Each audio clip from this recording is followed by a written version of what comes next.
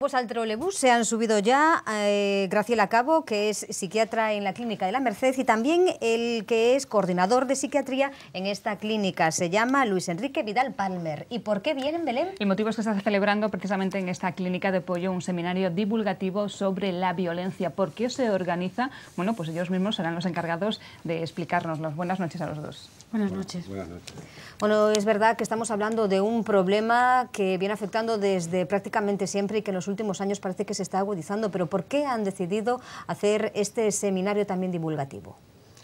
Bueno, la idea parte de la incidencia, como habías comentado tú anteriormente, de los casos que nos van llegando a la consulta de psiquiatría.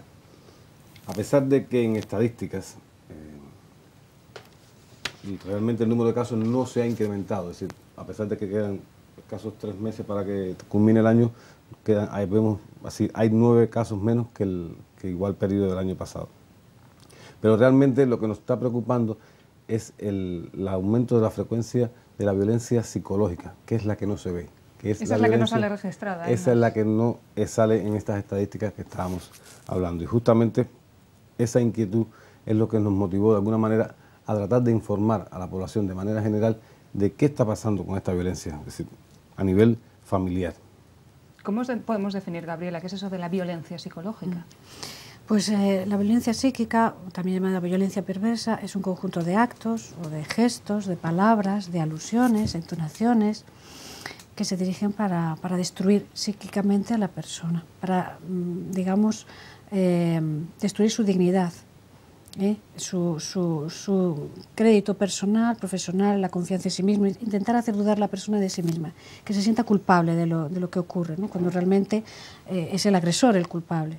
Es una violencia oculta, es una violencia sutil, soterrada, que se da en el ámbito familiar, pero también en el ámbito laboral, ¿no? Que hoy ¿Puede ser antesala de la física? Sí, es violencia, incluso, vamos a ver, la violencia física es muy fuerte y se puede matar, pero también la violencia psíquica puede llevar a la muerte y al suicidio, ¿no? Y desde luego es la antesala, sí. Lo que pasa es que, claro, tal y como lo están planteando, no estamos hablando solamente de un problema que aparezca entre parejas. Esto aparece, como bien dice, a nivel laboral e incluso ante los más pequeños puede ocurrir, ¿no? Sí, de hecho, es decir, durante el seminario vamos a ir tocando todos estos temas, ¿no? Empezamos justamente por la visión global de lo que es la violencia, y estuvimos hablando de causas, de condiciones, de tipos de violencia, donde hicimos mucho hincapié en explicar qué cosa es esta violencia psicológica, porque sigo insistiendo que diríamos que es una piedra fundamental o un aspecto fundamental a la hora de tener que hacer un enfoque o una valoración, incluso acciones preventivas en función de la violencia. Y vamos a seguir, hoy hablamos de violencia laboral, mañana hablaremos de la violencia infantil, que la hablará el doctor Joaquín Pacheco, y el viernes hablaremos de las adicciones y la violencia. Pero todos, es decir, fundamentalmente buscando qué está pasando, es decir, cuáles son las causas, por qué cada vez tenemos más personas afectadas con, diríamos que, patologías secundarias a este tipo de violencia, sobre todo desde el punto de vista psiquiátrico. Estamos hablando de ansiedad, estamos hablando de depresión u otras enfermedades mayores. ¿Son conscientes estas personas del sometimiento que están teniendo por parte de otras?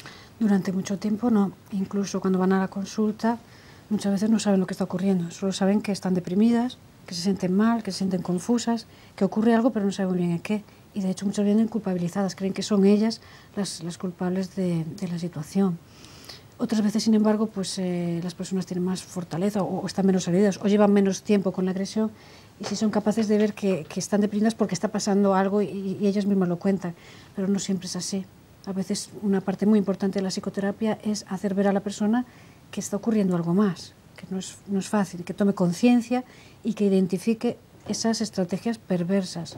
Porque ellos incluso seguramente que tienen una buena idea de esa persona que los está sometiendo, ¿no? Pues a veces sí, porque a veces son personas cercanas, incluso, y me refiero incluso en el ámbito laboral, antiguos compañeros con los que se llevaban muy bien, y de repente empiezan una serie de acciones, de actos, de gestos, que uno no termina de entender. Y vienen de una persona a la que se le tiene estima, con lo cual es más doloroso y con lo cual siempre tratamos de defendernos de la ansiedad y a veces negamos lo que ocurre porque nos duele.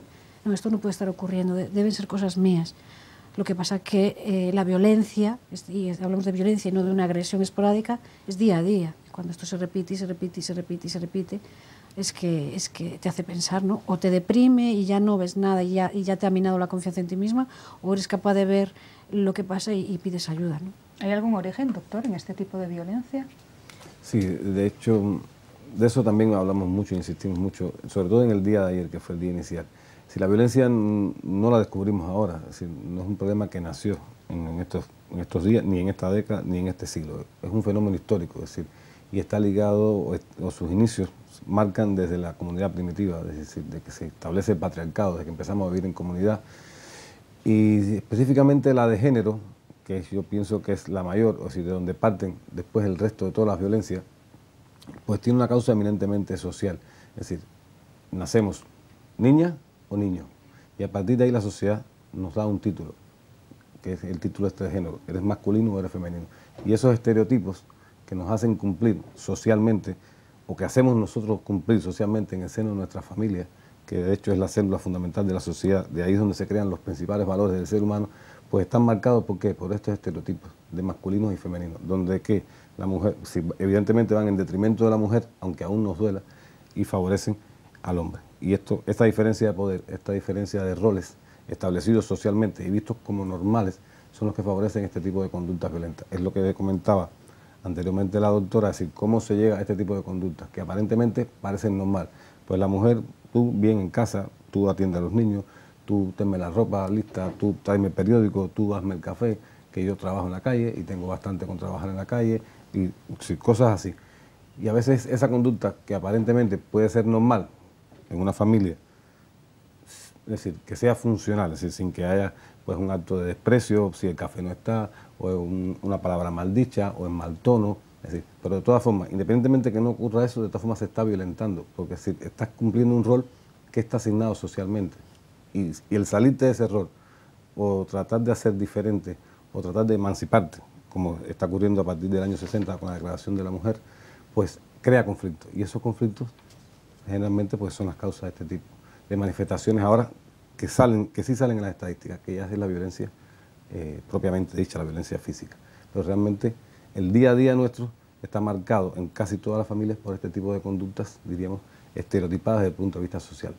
Ustedes, como especialistas en psiquiatría, lo que están haciendo desde el lunes y hasta el jueves es intentar hacer una función divulgativa a través de estos seminarios y marcando los distintos departamentos, tal y como acaba de comentar. Sí. Hablaba usted también, doctora, de que llegan esas personas a las consultas, pero ¿cómo un psiquiatra puede llegar a prevenir una situación como esa? ¿Se puede hacer desde las consultas la prevención?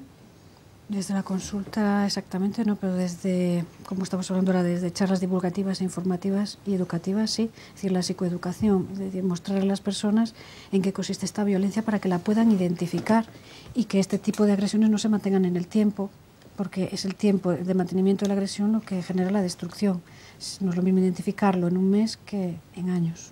De ahí también, doctor, que haya cambiado el rol, ¿no?, del sistema sanitario y también de los especialistas. Sí, decíamos, y de hecho así creo que salieron unos artículos de la prensa de hoy, que el sistema sanitario, evidentemente antes y todavía, el mayor peso que lo tiene en ser reservorio de este tipo de pacientes, de este tipo de víctimas, ¿no?, ya sea desde el punto de vista físico o psicológico.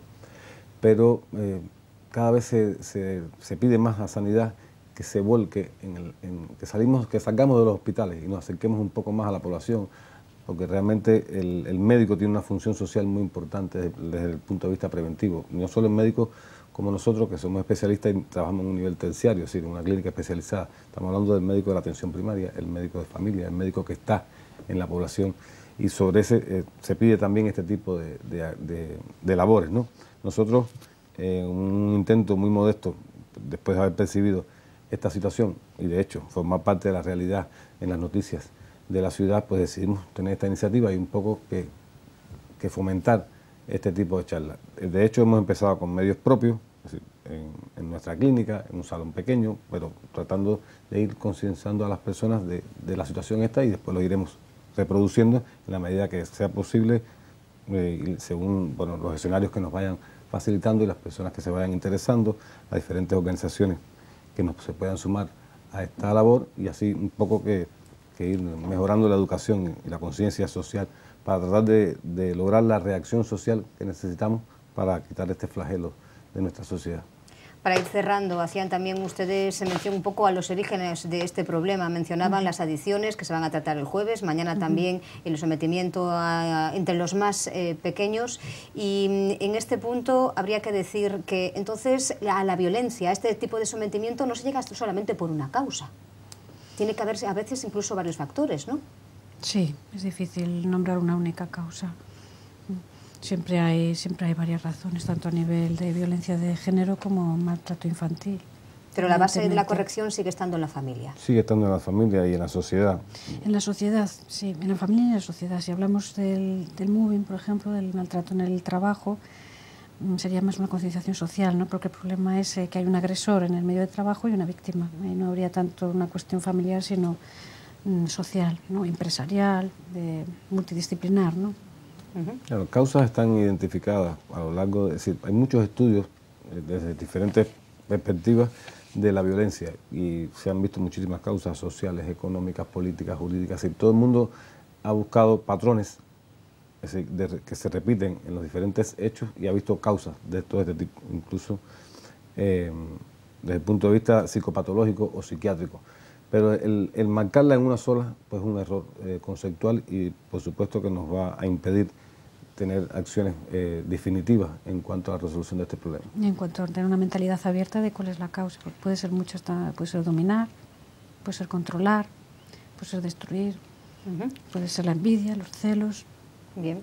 Bueno, pues ha sido un planteamiento que nosotros también hemos querido acercar a este trolebús en la violencia, un seminario tratado desde distintos puntos de vista, desde el lunes y hasta el jueves, por distintos especialistas en psiquiatría en la Clínica La Merced y además contando con la colaboración de la Asociación de Amas de Casa Rías Baixas. Muchísimas gracias y mucho éxito con esta iniciativa. Gracias a vosotros.